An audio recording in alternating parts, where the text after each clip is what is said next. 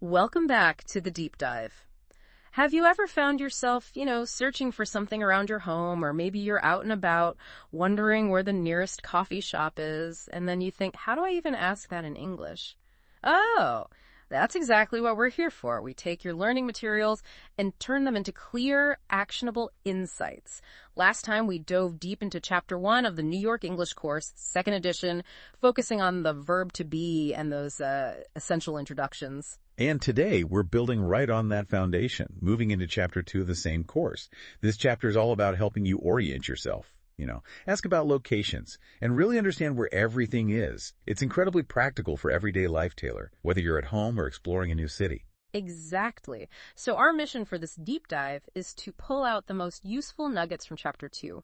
We're zeroing in on prepositions like in, on, and at, and those super versatile WH questions, what, where, when, why, who, and how. We're going to show you how to really put them to use in real-life scenarios, making your English journey not just easier, but hopefully genuinely fun. Get ready to connect these dots. So, Alex, let's start with what might seem like small words, but they're incredibly mighty prepositions. Our course material highlights in, on, and at as key for asking about places. Think of them as like your navigational tools. Yeah, it's fascinating how these simple words carry so much meaning. Let's break them down a bit. First up, in. We use in when something is inside a larger space or, an enclosed area. Think about being contained within something. For example, the practice where is it section in our book gives us the refrigerator. It's in the kitchen. Makes sense. Right, inside the kitchen. Or the couch. It's in the living room. And the where are you exercise also uses in for reams. I'm in the living room, I'm in the bathroom, I'm in the garden. Yeah. So a good way to remember in is often for rooms, buildings, cities, countries, those larger enclosed spaces. Okay, that makes perfect sense. And then we move to on. This one usually means something is resting on a surface, yeah? Like on the table or on the bed. Exactly. Yeah, when you think on, picture contact with a surface. Our practice where is it section shows this really clearly with examples like the knife is on the cutting board and the pillow is on the bed. And from the where are they practice, we see the notebook is on the desk and the smartphone is on the table. It's all about that direct surface contact. So we've got in for being inside, on for being on a surface. That brings us to at. Now, this one can sometimes feel a bit trickier, I think, because it's used for more specific points or maybe general locations. You're right, Taylor. At can be a little more nuanced. Think of at as maybe a general vicinity or a specific point. Our where's everything. Reading mentions the hairdryer is at the sink. Now, this isn't necessarily inside the sink or on the sink surface. Oh, yeah. But at that specific spot near the sink where you'd probably use it. A helpful way to think about at is maybe for addresses, specific points of interest like at the library, or general activities happening at a location. Like you could be at the restaurant, which implies you're there for a meal, not necessarily specifying if you're inside the dining room or, Gotcha. The course also briefly shows at for time, like at 3.07. But yeah, our main focus today is definitely on place. This brings up a really great point for you, our listener. A common challenge, especially, Alex, you might see this with Portuguese speakers, right? Where M covers a lot of ground. Oh, absolutely. Yeah. M can mean in, on, or at. So in English, making that distinction, choosing the right little word in, on, at, it's really key. It takes practice. It really does. So here's a quick challenge for you right now. Just look around your own home. Where is your coffee mug? Or your phone? Is it on the table in your bag or maybe at your desk? Try to say the full sentence out loud. Yeah, do it. The more you practice these distinctions with objects you see every day, the more natural they'll start to feel. Okay, now let's shift gears a bit. Let's talk about asking for information. This is where WH questions become so powerful. Our source material lists them clearly. What, where, when, why, who, and how. These are like the keys to unlocking so much information in conversations. Yeah, definitely. They help you get specific answers, and that's just essential for communicating properly, isn't it? Absolutely. This is where we go from just describing things to actively, like gathering information. Let's break down how each of these WH words works and why they're so vital, starting with what. Pretty basic, right? Right. We use what to ask about things, objects, ideas. From the book, a perfect example, what is it? Maybe you're holding something up and the answer, it's a pillow. Direct, to the point. Simple enough. Next, where? Okay, we just talked about locations. This asks about place. So connecting right back to our prepositions, you can ask, where is the table? And answer, it's in the dining room. Right. Or if you're looking for someone, where are you? and they might text back, I'm in the kitchen. It's fundamental for finding anything, really. Yeah, you use where all the time. Then there's when. This one asks about time or dates. Super helpful for appointments, plans, that kind of thing. For example, when is your class? It's next week. Very straightforward. Okay. Now, why? Why asks for reasons. This is a big one for understanding motivations. Yeah. Why are you in the kitchen? Because I'm hungry. And here's a quick tip for you listening. When you answer a why question, almost always start your answer with because. A lot of beginners forget that little word, but it makes your answer really clear and complete. Why? Because. Good tip, Alex. Yeah, that because is important. Then, who? Easy one. Asks about people. If you see someone new, you might ask, who is she? She's my mother. Or from the practice material, who is he? He's Mr. Wilson. Simple, effective. And finally, how? This one's a bit broader. It asks about conditions, the manner of something, or even how you're feeling. How was your day? It's great. Or if someone looks a bit down, you might ask, how are you? And they could say, I'm sleepy. Right. The course material gives us those common phrases like, I'm hungry, I'm tired, or even, my father's angry, as answers to, how are you, or how is he?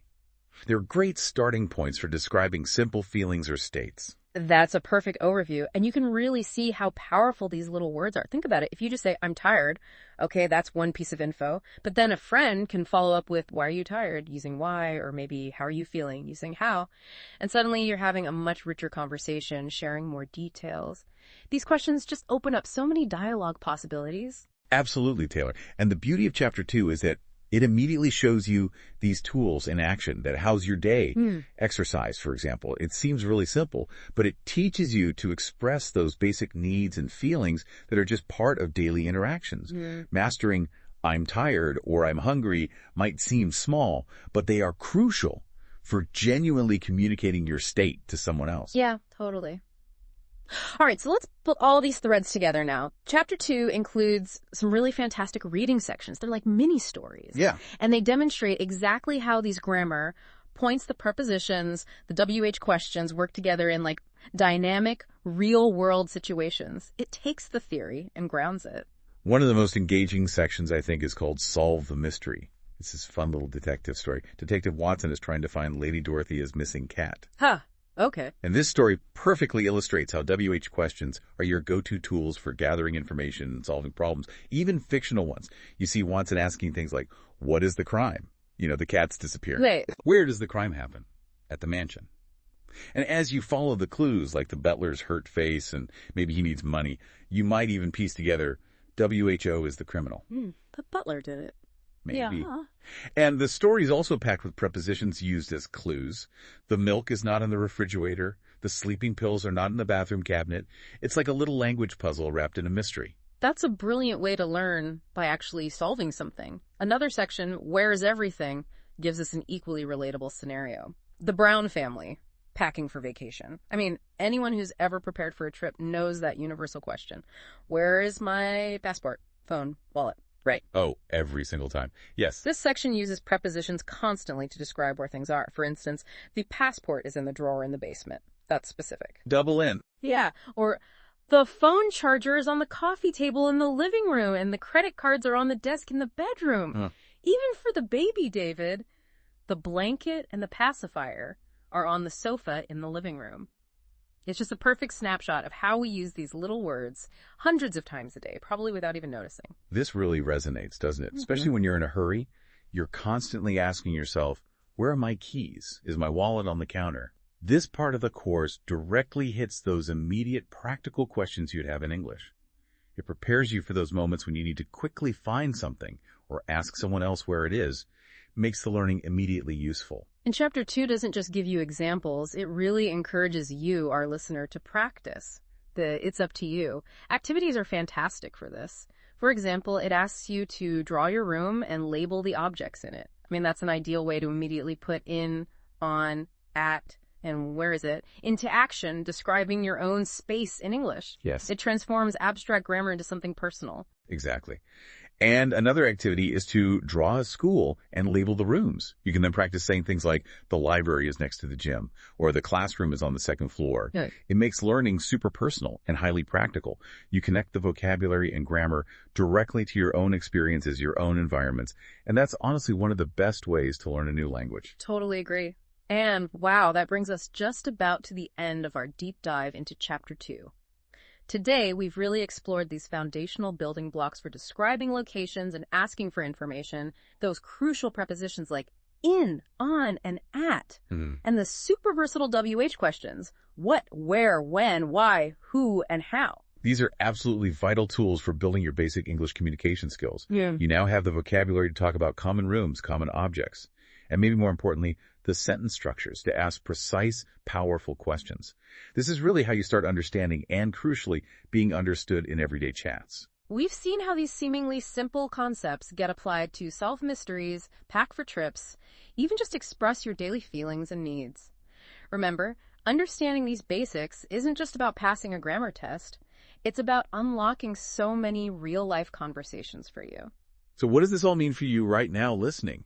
Now that you've got a better handle on where and what, just take a moment. Look around wherever you are. Can you maybe describe 5 different objects and their locations using in, on, or at? Yeah, great idea. And then maybe what 3 questions could you ask about them using what or where? For example, where is the remote? Ah, it's on the couch. Or, what's that book? Oh, it's a mystery novel on the shelf. Start your own little mini deep dive into your immediate surroundings. Do it. Practice makes progress, right? And every little step truly builds your confidence on your English journey. Until our next deep dive, keep exploring, keep questioning, and keep learning.